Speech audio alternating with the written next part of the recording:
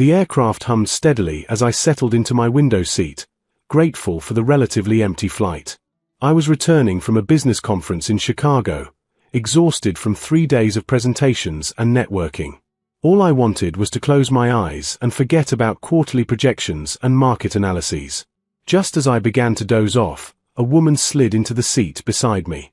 I opened my eyes briefly, offering a polite nod.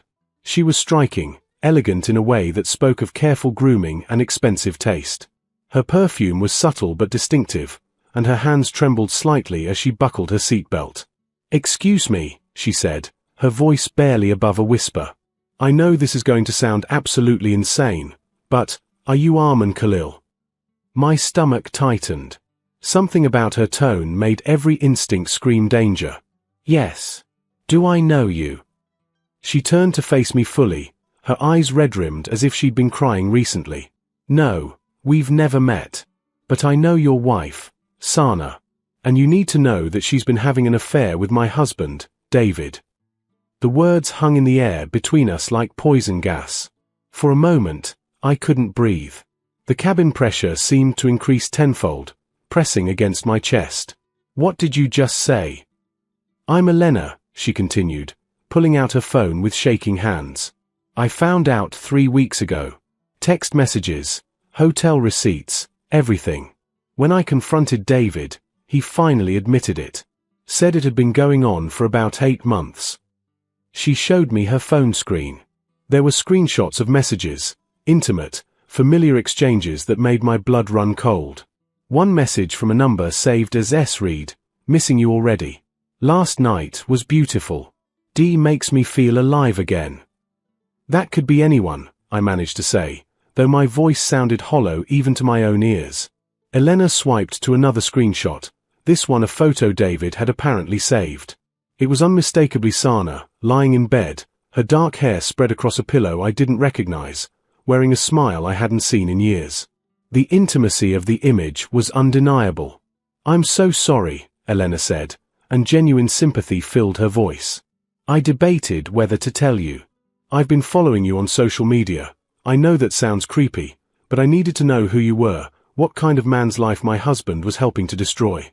When I saw you'd be on this flight, I bought a ticket. I couldn't just send a message or call. You deserved to hear this face to face." My mind raced through the past months, searching for signs I'd missed. Sana's late nights at the community center. Her new interest in yoga classes. The way she'd become distant during dinner, always checking her phone. I'd attributed it to stress from her volunteer work, her endless compassion for everyone else leaving her drained. How did they meet? I heard myself ask. At some charity fundraiser. David's company was sponsoring it. Sana was organizing volunteers. Elena laughed bitterly. Isn't that ironic? She was there helping others, and instead, she found my husband. The flight attendant's voice crackled through the speakers, announcing our imminent departure. I felt trapped, suspended between earth and sky, between ignorance and knowledge, between the man I was an hour ago and whoever I was becoming now. "What are you going to do?" I asked Elena. "I've already filed for divorce," she said quietly. 22 years of marriage, gone. Our daughters are devastated. David keeps saying it meant nothing, that he loves me, but how can I believe anything he says now? I stared out the window as the plane began to taxi. Below, the airport lights blurred into streaks of white and gold. Somewhere down there was the life I thought I knew, the home I shared with Sana, the routines we'd built over 12 years together, the future we'd planned. "Thank you," I finally said to Elena, though the words tasted like ash. "I know this couldn't have been easy for you." She reached over and squeezed my hand briefly. We didn't deserve this. Either of us. As the plane lifted off, leaving the ground behind, I realized I was leaving something else behind too. The comfortable illusion that love and loyalty were enough to protect a marriage from the slow erosion of neglect and unspoken needs. The flight seemed endless. Elena and I spoke intermittently, sharing the strange intimacy of two people united by betrayal. She showed me more evidence, credit card statements from hotels, receipts from restaurants Sana had never mentioned visiting. Each piece felt like a small blade, cutting away at the foundation of everything I'd believed. "Tell me about her," Elena said at one point. "Help me understand what kind of woman does this." I leaned back, closing my eyes. Where did I even begin to explain Sana? "She's the most compassionate person I've ever known," I said, and the irony wasn't lost on either of us. When we first met, I was volunteering at a soup kitchen. She was there every weekend, knew everyone's names, their stories. She remembered birthdays of homeless regulars, brought them specific foods they'd mentioned liking. Elena listened quietly as I continued. After we married, it only intensified. She worked as a social worker, but that wasn't enough. She volunteered at women's shelters, organized clothing drives, spent hours counseling teenagers in crisis. Our house was always open. People came to her with their problems, their heartbreaks, their emergencies. "That sounds exhausting," Elena observed. It was. For both of us. I opened my eyes, staring at the seat back in front of me. I used to joke that she was everyone's savior except her own. She'd come home depleted, emotionally wrung out from carrying everyone else's burdens. I'd suggest she take a break, focus on herself, on us. She'd agree, then get a call from someone in crisis and disappear again. Did you resent it? The question cut deep because I'd never wanted to admit the answer. Sometimes. Is that terrible? She was doing genuinely good work, helping people who desperately needed it. How could I be the selfish husband complaining that she didn't have enough left for me? Elena shook her head. It's not selfish to want your wife to be present in your marriage. Over the years, we became roommates who occasionally had dinner together. She'd talk about the shelter residents, the families she was helping, the grants she was writing. I'd talk about work. We stopped talking about us. We stopped dreaming together, planning together, laughing together. I remembered our last anniversary, just 2 months ago. We'd gone to dinner at an expensive restaurant. Her choice, an attempt to be thoughtful. But halfway through the meal, she'd gotten a call from one of her shelter clients in crisis. She'd spent 20 minutes in the restaurant lobby, coaching the woman through a panic attack. The food had gone cold. I'd sat alone, watching other couples hold hands and gaze at each other, wondering when we'd lost that. When was the last time she really looked at you? Elena asked softly. I mean, really saw you, asked how you were doing, what you were feeling. The question paralyzed me because I couldn't remember. Months. A year. Longer. David said something to me during one of our fights, Elena continued. He said Sana understood him, that she listened in a way I supposedly didn't anymore. It made me furious because I've spent 2 decades listening to him complain about his job, his stress, his problems. But apparently, that wasn't the right kind of listening.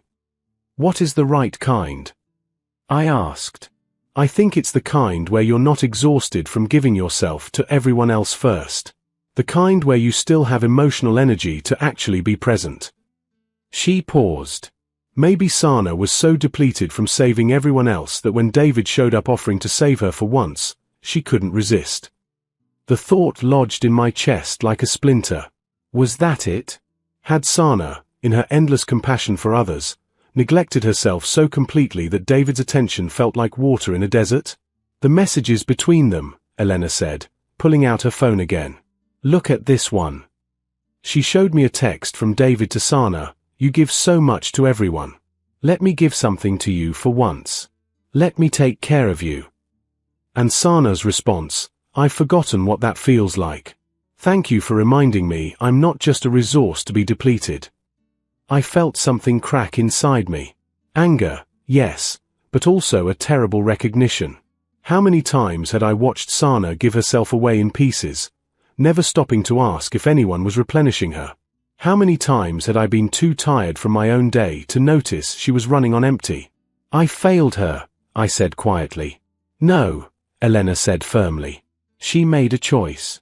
We both made choices in our marriages. Maybe we could have been better partners. But they made the choice to betray us. That's on them. The plane shuddered through turbulence, and I gripped the armrest. Everything felt unstable now. Not just the aircraft but the entire architecture of my life. I didn't call Sana from the airport. I needed to see her face, watch her reactions, gauge the truth in real time. The Uber ride home felt surreal, familiar streets suddenly foreign, as if I was returning to a movie set of my life rather than the genuine article. Our house looked the same. The porch light was on, casting its warm glow across the garden Sana had planted last spring. I could see movement through the kitchen window, her silhouette as she moved about, probably preparing dinner even though I'd told her not to wait up.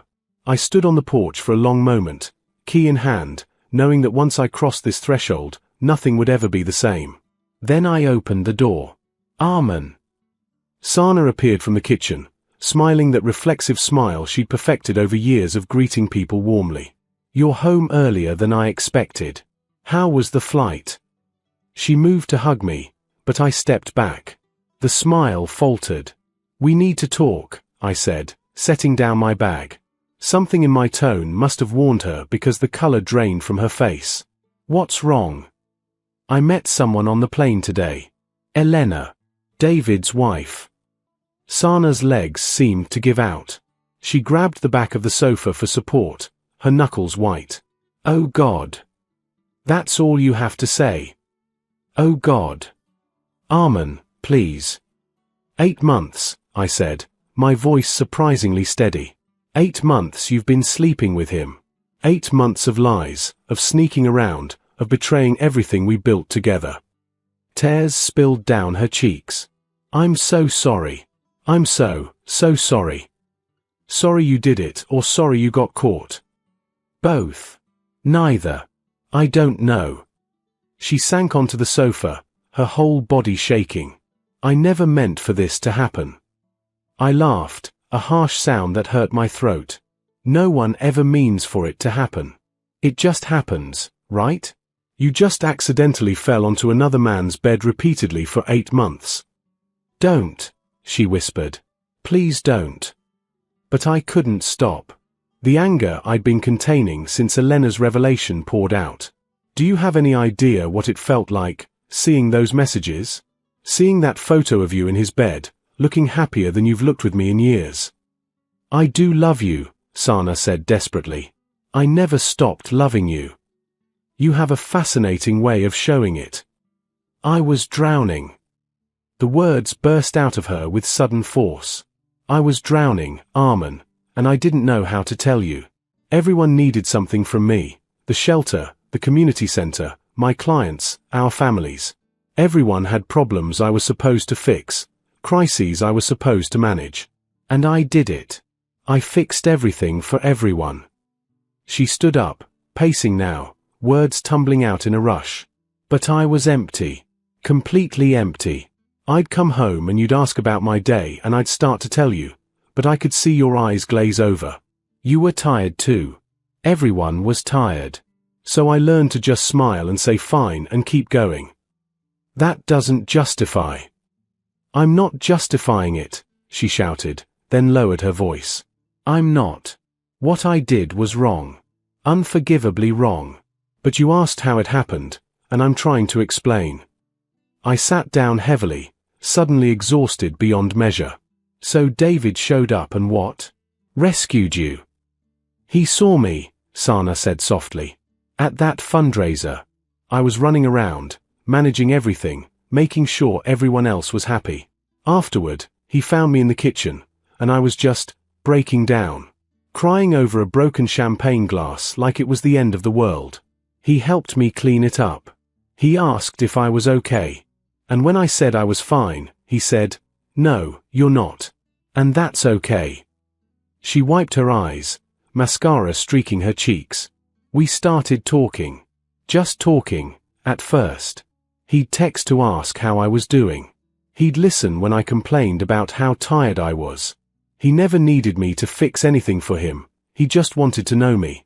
The actual me, not the version that helps everyone else. And somewhere in all that talking, you decided to sleep with him. Sana flinched. It happened gradually. Coffee turned into lunch. Lunch turned into longer conversations. One day he kissed me, and I kissed him back, and it felt like coming up for air after being underwater too long. Do you love him? The question hung between us. Sana looked at me for a long moment, and I saw the truth before she spoke it. I don't know. Maybe. But I love you more. I've always loved you more. Then how could you do this? Because loving you wasn't enough to fix what was broken in me. And I didn't know how to fix it, so I tried to fill the emptiness with someone who made me feel less empty. The next few days passed in a fog. Sana moved into the guest room without my asking. We circled each other in the house like polite strangers, exchanging necessary words about bills and schedules, avoiding anything real. I called in sick to work, something I never did. I sat in our bedroom, my bedroom now, staring at photos on the dresser. Our wedding day, both of us radiant with hope. Vacation in Costa Rica, Sana laughing as waves crashed around her ankles. Last Christmas, posed smiles that I now recognized as hollow. When had we stopped being real with each other? When had performance replaced presence? Sana knocked on the door the third evening. "Can I come in?" I nodded, not trusting my voice. She sat on the edge of the bed, maintaining distance. She looked terrible, eyes swollen, hair unwashed, wearing the same clothes as yesterday. For once, she wasn't taking care of everyone else. She wasn't even taking care of herself. "I ended it," she said quietly. "Called David, told him it was over. Blocked his number. Elena deserves better, and so do you." Is that supposed to make me feel better? No. Nothing I can do will make this better. But I wanted you to know. She picked at a thread on the bedspread. "I've also resigned from the shelter board and put in notice at the community center." That surprised me. Why? Because you were right. I gave everything to everyone else and had nothing left for us, for me. I need to figure out who I am when I'm not constantly saving people. Her voice cracked. I need to figure out how to save myself. I studied her face, really looked at her for the first time in months. She seemed smaller somehow, diminished. The woman who'd always been so strong, so capable, so endlessly compassionate, looked fragile and lost. And despite everything, despite the betrayal and the hurt, I felt something shift inside me. "I forgive you," I said. Sana's head snapped up, eyes wide. "What?" "I forgive you. Not because what you did was okay. It wasn't. Not because I understand completely. I don't. But because holding on to this anger will destroy me more than it already has. Because you're a human being who made a terrible mistake, and I can't let that mistake define the rest of my life." Tears streamed down her face. "Thank you. God, Amen, thank you. I'll do anything to fix this. Counseling, therapy, whatever you want. I'll spend the rest of my life making this up to you." Sana. I waited until she looked at me. "I forgive you, but I can't stay married to you." The hope that had flickered in her eyes died instantly. "What? But you just said." "I forgive you, but forgiveness doesn't mean reconciliation. Forgiveness is for me, so I can move forward without this poison eating me alive. But moving forward means moving on." "Please," she whispered. "Please don't do this. I love you. I made a horrible mistake, but I love you. I believe you. But love isn't enough. It never was." I stood up, putting distance between us. We broke long before David came into the picture. Maybe we've been broken for years, and we just didn't want to admit it. We can fix it. We can go to counseling, learn to communicate better, rebuild. "Sana, when was the last time you wanted to come home to me? Not out of obligation or routine, but genuine desire to be in my presence." She opened her mouth, then closed it. The silence was answer enough. "When was the last time I made you laugh? Really laugh, not the polite chuckle you give when you're being nice." I continued. "When was the last time we stayed up talking about our dreams instead of our problems?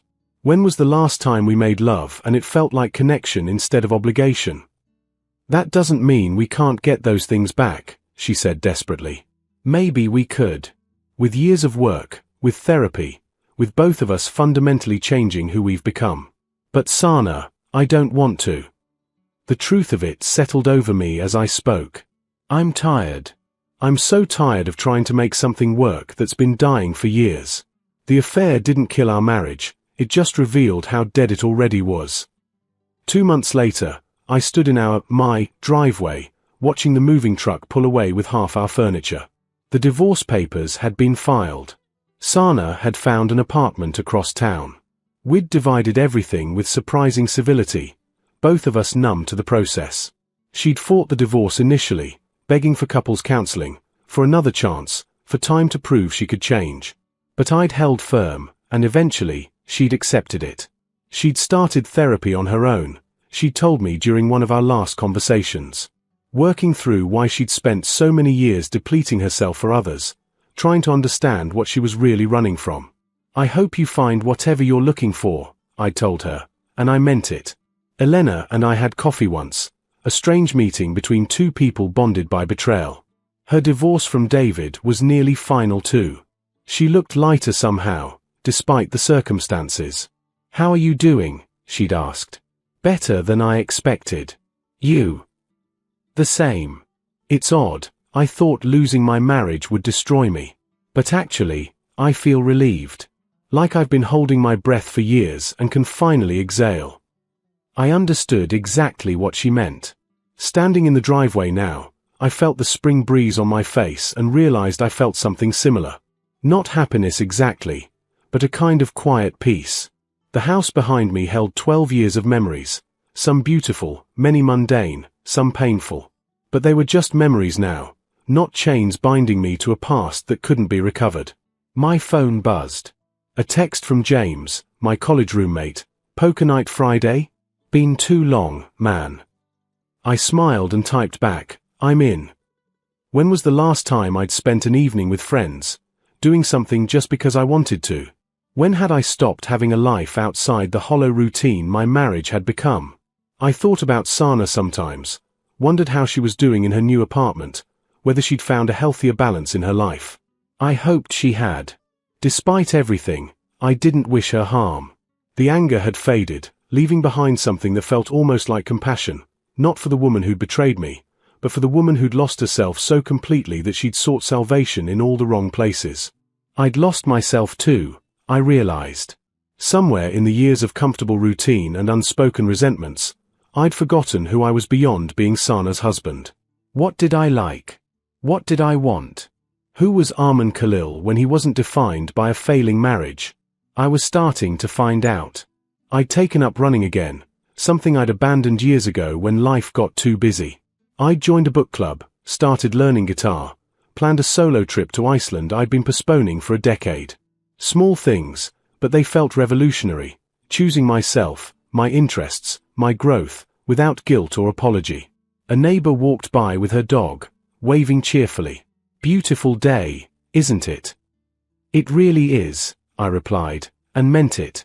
The sun was setting, painting the sky in shades of orange and pink.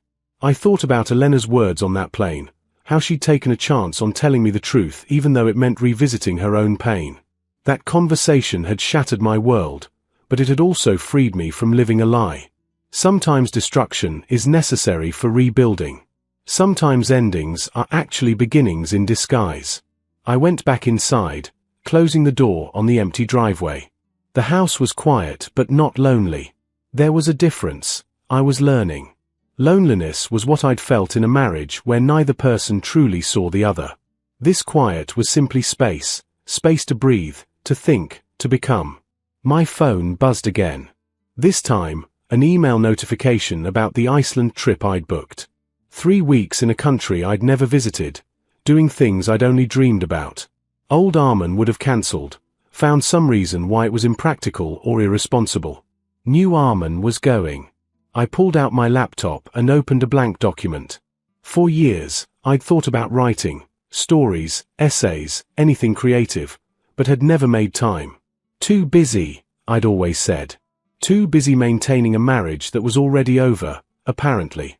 I started typing, not sure where it would lead, just letting words flow. It felt like learning to breathe again after years of shallow breaths. Forgiveness, I typed, is not the same as reconciliation. You can forgive someone and still choose to walk away. You can release your anger without erasing your boundaries. You can wish someone well while recognizing they can't be part of your future. I thought of Sana, probably in her apartment, maybe making similar discoveries about herself. I hoped she was finding her way, learning to fill herself up instead of depleting herself for others. I hoped she'd find someone who saw her, who cherished her, who met her halfway. But that someone wasn't me. Couldn't be me. We'd both changed too much, hurt too deeply, grown in directions that no longer intersected. And that was okay. The hardest lesson I'd learned over these past months was that love alone isn't enough to sustain a marriage. You also need presence, attention, intention, effort. You need to choose each other daily, not out of obligation but genuine desire. You need to see and be seen, know and be known. Sana and I had stopped choosing each other long before David entered the picture. We'd been two people living parallel lives, occasionally intersecting but never truly meeting. The affair had just made the inevitable undeniable. I saved the document and closed my laptop, feeling lighter than I had in years. Outside, the last rays of sunlight faded into twilight. Tomorrow, I'd wake up in this house, my house now, and decide what I wanted to do with the day. Not what needed to be done, not what someone else required, but what brought me joy. It felt radical. It felt right. My phone lit up one more time. A text from an unknown number. Hi Armin, this is Rachel from the book club. A few of us are getting coffee Sunday morning if you'd like to join. I looked at the message for a long moment, then typed, I'd love to. What time? New beginnings don't announce themselves with fanfare. They start quietly, with small choices to move forward instead of staying stuck. They start with forgiveness, of others, of yourself, of circumstances you can't control. They start with the recognition that sometimes the bravest thing you can do is let go. I had loved Sana. Maybe part of me always would. But I loved myself more now, enough to know I deserved a life that was fully lived, not half survived. Enough to walk away from what was broken instead of spending years trying to fix something that was fundamentally incompatible. As I turned off the lights and headed upstairs, I felt something I hadn't felt in years, anticipation for tomorrow. Not anxiety or dread, but genuine curiosity about what came next. The woman on the plane had given me a terrible gift, the truth. And though it had hurt beyond measure, though it had cost me my marriage and upended my life, I was grateful. Because now, finally, I was free to become whoever I was meant to be. And that was worth everything.